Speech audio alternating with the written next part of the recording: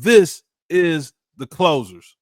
We are back with another playoff edition, and we're talking about this game 5, the Pacers versus the Knicks. The Knicks held on and got a 111-94 victory to push a game 6. I didn't think it was gonna happen. I'll be first to say that or whatever. I thought it was over, but the Knicks pulled it off. Dominant game. Now the question is, who's winning game 6? Man. Go ahead, man. Go ahead. You go first. Man, that's the $1 million question right there, man. I have to first acknowledge. I gotta acknowledge my prediction in 5. Hey, it ain't happening, Captain. It is what it is. Hey, sometimes they want to stretch on the wins, man. So look, either they put this to bed next Saturday, Yep. or they gonna have some trouble going back to the Garden. I tell you that. So I think they pull it out on Saturday. I think we'll see a better game out of Halliburton. But hey, shout out to the Knicks, man. They held on. Brunson did his thing, so you got to salute that. You get mine. Yes, for the record, I just want to say I was right. I said they'll bounce back. It was a great game. Shout out to Cat and Jalen Brunson for doing their thing. They made it really hard for Halliburton. Mm-hmm. I feel like that's the first time I kind of seen him struggle this whole postseason. But what I do know is game 6 in Indiana, that's not going to happen again. So they're going to have to, like, we all know that's not going to happen 2 games in a row, especially when he at home. So the Knicks need to figure out their strategy for game 6. So I'm excited. We get to see NBA on TNT another time, so I'm all for it. And I will say this. Do I think Indiana's going to close it out on Saturday? I do. I think they do close it out. I just don't. Coming back down 3-1 is hard. But if it go to a game 7 and they're back in the Garden, I'm taking the Knicks to win it in historic fashion. So Pacers have to end this Saturday. Got to end it, or they're gonna be in trouble. They're gonna be in it. Hollywood gonna be back in New York.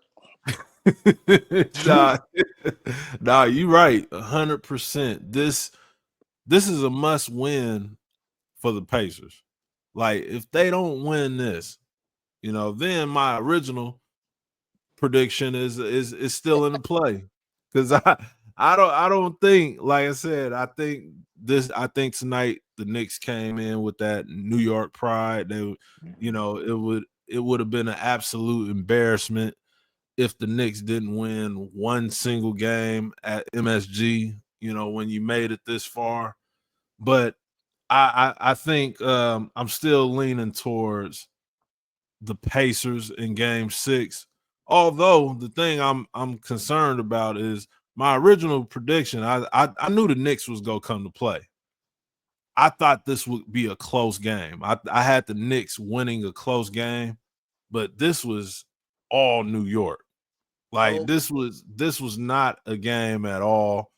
And I don't think the Pacers, even though they were up 3-1, I don't think you could just give away games. And this was a game, I don't know if they gave it away or the Knicks just took it, because they really just all up and down in almost all categories. They dominated the game. They got up 89 shots to the Pacers 74. And the Pacers only made 30. Like, you can't, the turnovers or whatever. They had 15. They beat them in all the categories that you need to win basketball games. So I'm concerned about the Pacers in game 6, but at home, I think you get a better performance. But I don't know if this goes 7. If they get to that game 7, they get back to MSG, man. They already y'all seen the video I sent y'all in the chat with the fans stumping out was that a mannequin of Tyrese Halliburton? Yeah. Like, hey, Jalen, they got you, man. You the king of the they gonna make you work in New York, man. They got all the props. I'm like, where'd they get that Tyrese Halliburton mannequin from? Like, what is going on? Hey, that was something to see, man. And I think that would be the Pacers' worst nightmare. Is to have to go to New York and play a Game 7 in Madison Square Garden. Like we all talked about how that stadium is going to that arena is going to be rocking throughout this playoff series. I don't think they will have any clue of how loud, how rocking that arena is going to be in a Game 7.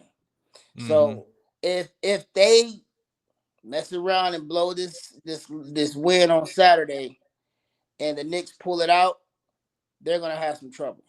Like I wouldn't want to go back to New York in a Game 7. Like, no, that's gonna be hostile. Did y'all see what Spike Lee was wearing? I did. I gotta make a comment, right?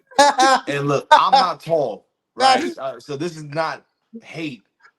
But if you are under 6 feet tall, you cannot wear that type of suit. I'm sorry. How tall is Spike Lee? Like 5'3"? You said 6 feet. You got to be at least 6 feet tall to wear that type of suit. You under 5 feet, dog. You said what? I said he can't be under 5 feet wearing that. Nah, he can't be under 6 feet. Look, for prom, I tried that on for my senior prom. My girl looked at me and said, "Man, you look like a lab technician. You like you got a lab coat on." And I looked in the mirror. I'm like, "Damn, you right." So that day I learned this is not for me. Mace, did you wear the trench coat tux? Hey, it wasn't a trench coat. It was just a big coat. And it was well, I ain't gonna say purple. It was lavender. You know what I'm saying? You had to keep it real player. You know what I mean? I still got that suit, by the way. That's hilarious. I don't even need to get it tailored no more. I can actually fit. You can fit it now. You can fit it now. Fit it now. 20 years later. Oh man. Yeah, goodness. Hey, but that's Spike Lee for you, man. He gonna go out there. He gonna try. Did you see the hat he had on the game before? Man, he doing his thing out there representing. I gotta look up this hat. That's why I'm sitting there going to his page now. He always been hurt. Oh man, you talking about this? I don't know if you can see it, but that right there with the brim, it looked like a little Swiss roll. Roll up. I'm like, oh, Spike out there. But hey, Knicks win. Knicks win. He got to top that next. Hey. If they get to a Game 7, he got to be in Indiana. Like he gotta come with it. This hat is ridiculous. Yeah, that hat is wild. Nah, I think he'll be there Game 6 in Indiana. He got to. He got a clear schedule. He got to be at the rest of the games. There is no taking the day off. And he's getting a suit tailored right now. He gonna have I'm predicting he's gonna have like a suit jersey next. Like it's gonna be a jersey, but it's gonna be a suit. And, like them jersey dresses. Yeah. remember the jersey dresses? Hey. Back in like 03, 04. Real quick. The only thing that he messed up with this suit, he did not have it fitted. That's crazy. Like, I will rock that. He looked like Lurch, like a short Lurch. I will put that on, but that just come on, big dog. You gotta tighten it up a little bit, man. You got the pants, you got them tailored at the bottom. Tighten it up a little bit. Hey, then you got to throw in. Jalen was the first person I seen, especially at our age. Jalen was the first person I seen with the dress boots. There's like dress shoes, but they was boots. They came to like the knee. Hold on. they got above the ankle, but we ain't going. He said the knee. Oh my God. I got some Chelsea boots up there just like that. Yeah. Hey, shout out to Larry Mason. My pops was a player, man. Big Larry. Big Larry, man. Man. Yeah, bro. We Wild gotta find times. some old pictures. We're For terrible. sure. Hey, Wild times. them outfits that I had on, I'm like, boy, what was you thinking? Man, thought we was it. Tall Tierra. Huh? They don't know. They don't even know. Was it the pro clubs? Mm-hmm. Them shirts were so thick. No disrespect to pro clubs, but I can't wear them on my skin no more. They too thick. Oh nah. They thick. I need a shirt that's gonna breathe. Like, yeah. I be feel like I'm come on, man. Step out the pro club, man. I got. Hey, look, we would have got way off. We over here talking about fashion but I mean, I guess it's fitting because of Spike. But yeah. Game 6, since we have one. Hold on, forget that. What if the Knicks win? What if the Knicks come back? Like, yeah, I feel like if they come back, obviously they getting, the gentleman's sweep in the finals. I don't even see a gentleman. Yeah, it might be just a sweep. I think whatever. Especially if they fight all the way back to get there. But that's like a chip to me when it comes to New York. I like the way they celebrate now and beating up fans and mannequins and all that. Like that's gonna be live. Like, do y'all think they have a chance? Do y'all think they have a chance? Have a chance to win the finals or get to the finals? Get to the finals. I don't think they got a chance of winning. Not this year. They got a chance. I mean, I wouldn't put my money on it. I want to see it. I'll say, man, as of today, I'll give them about a 25% chance of making the finals. About 25%. Now, if it's a game 7, it's 50-50. Right. But right now, I'm gonna give them a 25% chance. You know what, man? So what is it's 3-2, right? Mm-hmm. Now, if you would have caught me about 10 years ago, I would have been like, there's no chance. But after watching what LeBron James did to them Warriors, coming back from 3, now the Knicks don't got a LeBron James. let me preference that. Jalen Brunson he's a young great player, but I would give him close to about 30%, 40% just on because I seen it. Well, just because we've seen it, that gives a little bit more cachet to the opportunity of them coming back. So I wouldn't put it past them. This Indiana team they are young. I mean, they ain't young, but I think that, well, I don't know. I guess we can't say they're inexperienced in this area. So I can see it. I don't want it. I want the Pacers to get to the finals because I've been rooting for them pretty hard. But is there a shot? Absolutely. But it won't last long in the finals. It'll be over quick. And Mace, man, I'm about to steal one of your liners, man. If you got it there, man, it's over. I don't got my paper, but it's over. I think it's 6. I think they're done. I think you can stick a fork in them. And although y'all know I picked the Knicks, I picked the Knicks to win. But I woke up and I woke up today and I thought about, I was like, if the Knicks won today, do I have enough energy to say they go win? They go get out this series or whatever. And I was like, even if they won, I don't got another change in me. I think the Pacers is ending this in 6. I think we go see the Pacers versus Thunder, two small markets. Have we? Yeah, we haven't had that in a while. Two small markets in the finals. Dang. Ah, man. I can't remember seeing that. Yeah, I don't know. Yeah, I'm trying to think. The last time it happened probably Had, was Cleveland versus the Spurs in '07. okay, I was just gonna say That's it the had, only time I could ever think of it. And then it fit like Cleveland wasn't a small market. Simply, it is, but because Bron is there, that made it like so it didn't feel like a small market. But right. That's Yeah, true. yeah, that's the no, only one I could think of in the You're right. last 30 years. this Hmm. would be the Thunder and the Pacers. That would be interesting. I wonder if the league wants that. But They that don't.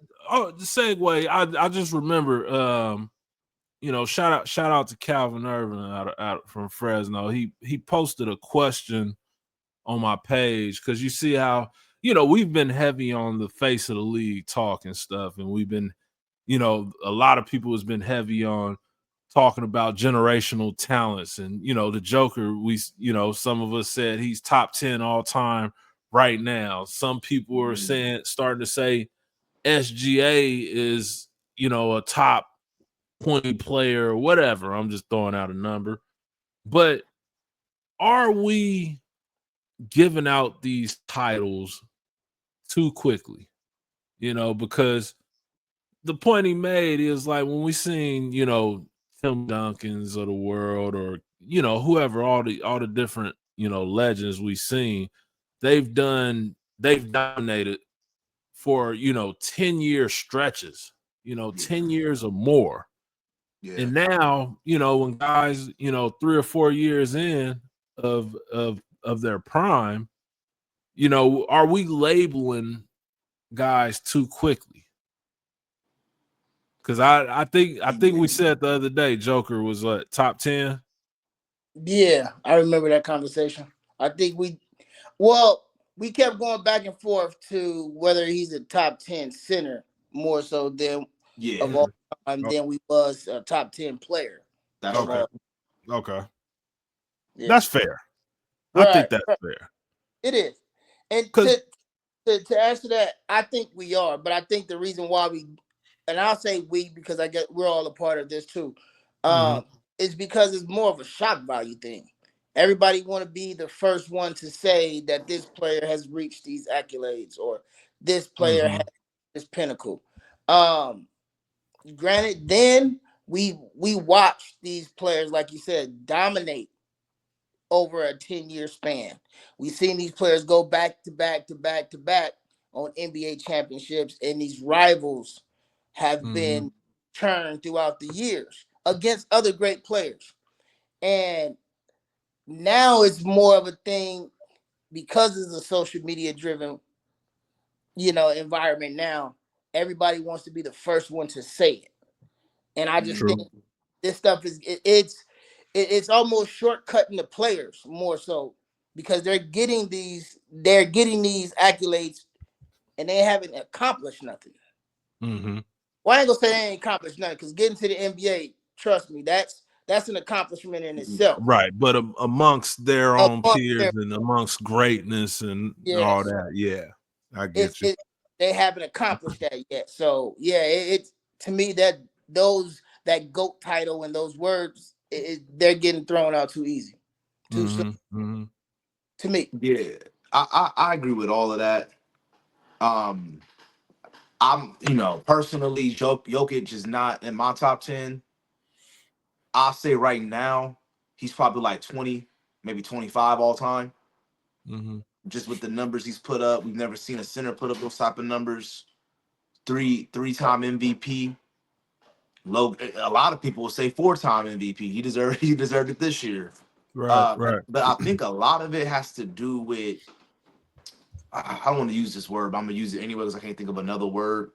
The disrespect of the past generation, Mhm. right? Like Like, oh, Isaiah Thomas and Larry Bird and Michael Jordan was playing against plumbers. And I'm like, nah, that's not So far, true. That's not the truth. So if you're thinking about, okay, all these guys that's old school played plumbers, then Jokic is absolutely in the top 10 in your Right. mind. Right. I don't see it that way. Mm-hmm. Um, and we gotta take things in consideration, right? The pace of the game, the Yep. amount of possessions you get. So like back in the day when Oscar Robertson and Wilt was putting up all those numbers, those crazy stat lines, the pace and the pace and the possessions were a lot higher. And the era that we in today It's is just similar. like in the Yep. 60s, Yep. right? Versus when we watched all the most ball growing up, early 2000s, right? So if you take Kobe's season where he averaged 35, like it was way harder to score 30, 35 points a game compared to the past and compared to now. So when I'm ranking, I take all that stuff in consideration. You know what I'm saying? Mm-hmm. Um, but yeah, I do think we get a little ahead of ourselves because we in a moment. We right? in Right. a moment. But shout out to all the young dudes that's Yep. balling, doing anything. I respect all of them. No, for sure, for sure. And I like, yeah, I agree. And I've always been, or I like to think that I've been strict on when I start to, move people up in the rankings of all time greatness or whatever, and even Hall of Fame. I think the Hall of Fame is, I think it's too accessible now. I think, like right Mm, now, if we look at the league today, we can, statistically speaking, there's going to be 40 guys playing right now that's going to be in the Hall of Fame. Like, I'm sure I could name 40 people that'll be in the Hall of Fame, but it shouldn't be that way. Just Because based on stats, Mark. Is that what you're saying? based on, like, yeah, what does it mean to be a Hall of Famer? You know what I'm saying? So there'll be guys like, before I ain't even gonna say names yet, because maybe we do that in another episode. Because I would like to break down like stats and numbers and rings and like accolades. But you'll have guys that's made multiple All NBA teams, multiple All Stars, maybe even won a chip, and that automatically that's going to get you in there mm-hmm. because other people got it and got in there with less. And like, all right, for instance, like Tracy McGrady is like my second favorite player of all time. I knew you was And going. yeah, when he got into the Hall of Fame, of course I'm like he deserves it because talent wise, I think he's a top 3 shooting guard ever, Right. talent wise, and that's just my opinion. But when I looked at over his career, I was like, well, he dominated, for about 7 8 years, and then I started thinking about like Vince Carter. And I remember I asked a few people, like, I was like, is Vince Carter a Hall of Famer, to you? And when I looked at like Vince has all the numbers and he's in there, obviously, or whatever, both of them are.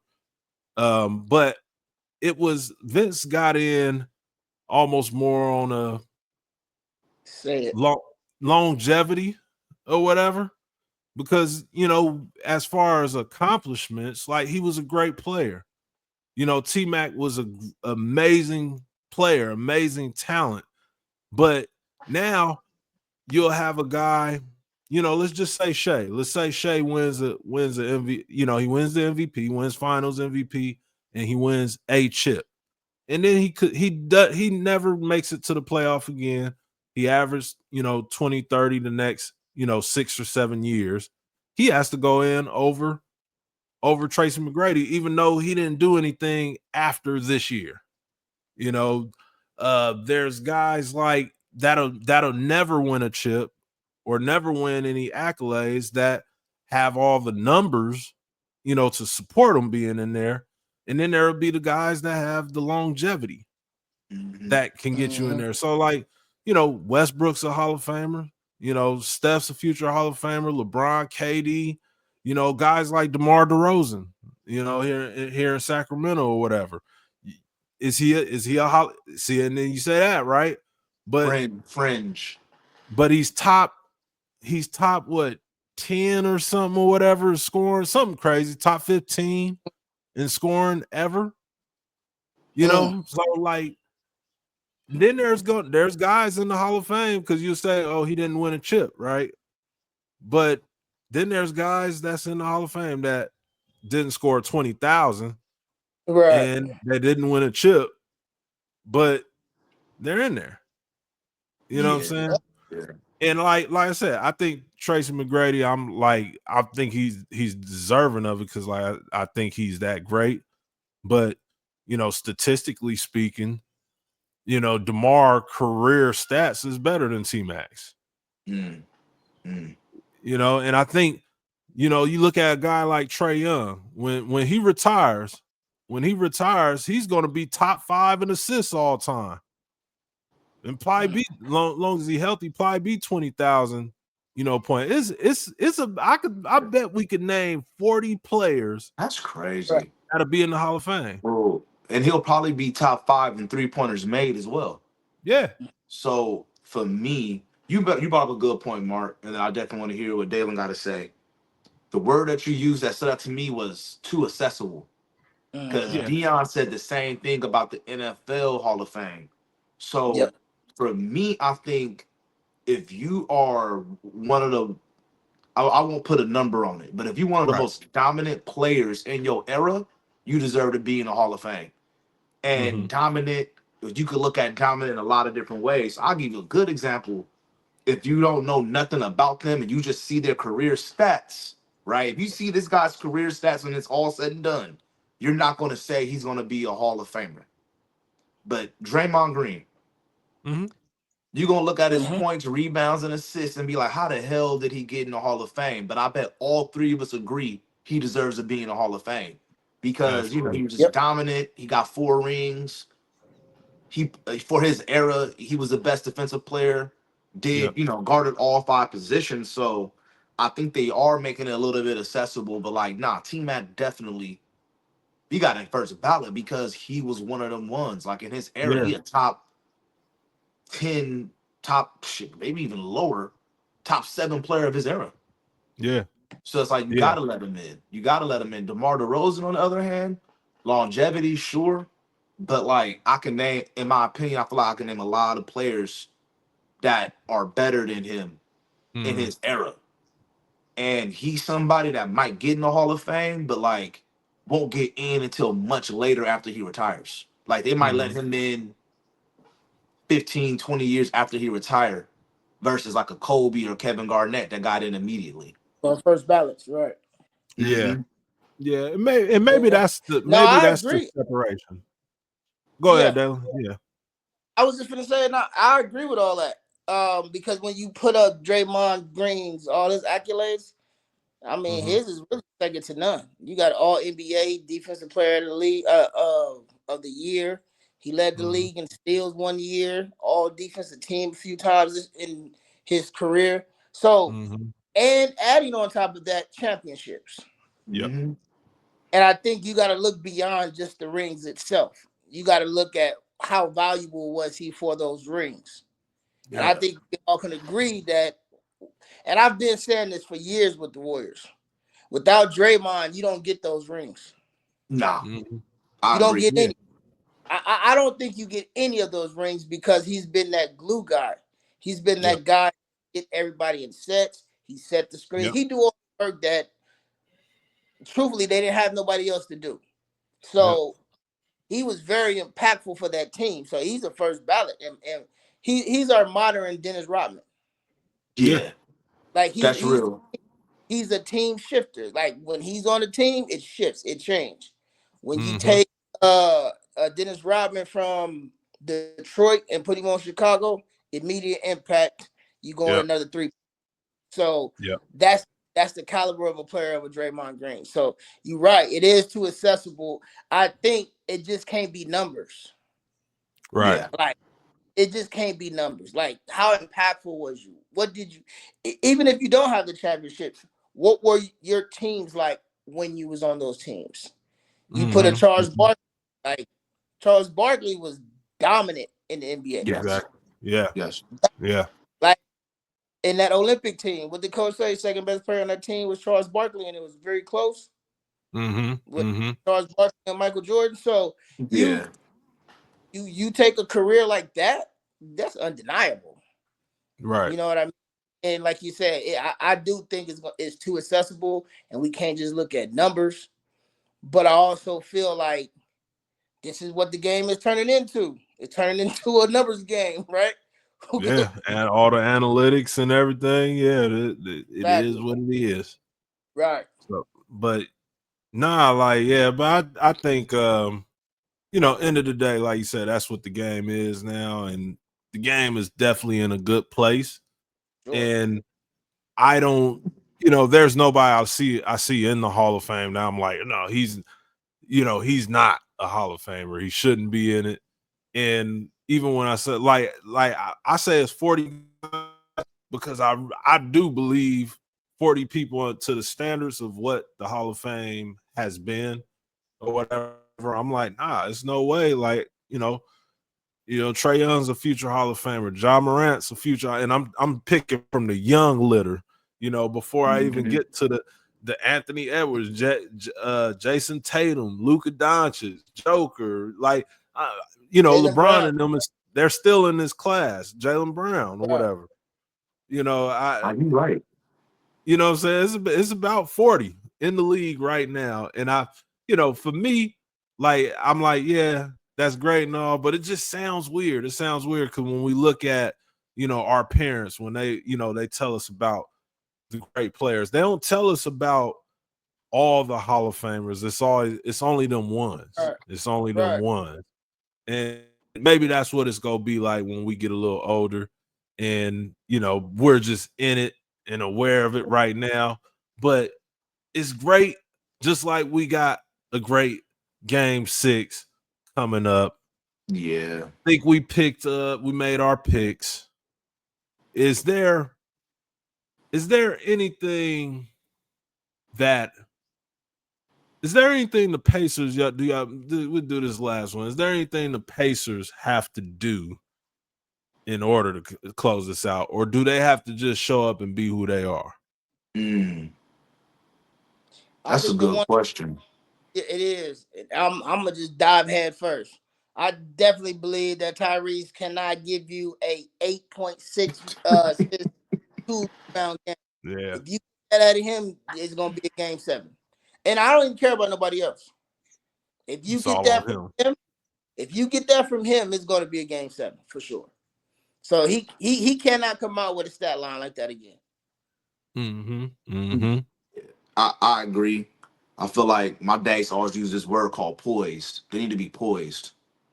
Mm-hmm. Um, that's what they got to do to win this game. They need to stay focused and be aggressive, right? And I think sometimes the younger teams, younger players, younger all stars, they get jittery. They do little dumb stuff, make mistakes. If they do that in Game 6 on Saturday, the Knicks can come back because we've seen them do it time and time again um this postseason. So for me, staying poised, doing what they're supposed to do, and like Dalen said, your superstar point guard can't come out and score single digits. Like he need to have a 25, 10, and 8 type of game. Yep. Yep. And you're gonna Yep. need Pascal Siakam to do his thing too. Yep. Yep. Absolutely. I agree with both of y'all.